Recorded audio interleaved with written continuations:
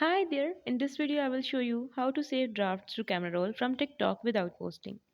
So for this, let's open our TikTok app. Now click on your profile.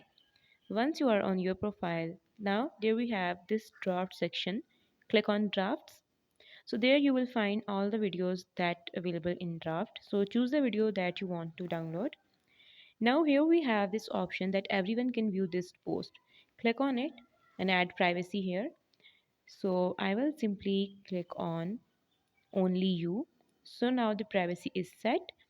Now click on post and click on post video. So now the video will start posting, but not publicly but privately. Okay, go to your profile and click on this lock icon. So here the video that we just posted, click on it.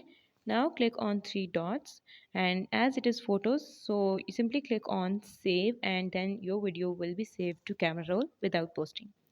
If you found this video helpful, make sure to like the video and do subscribe to our channel. Thank you for watching. Bye.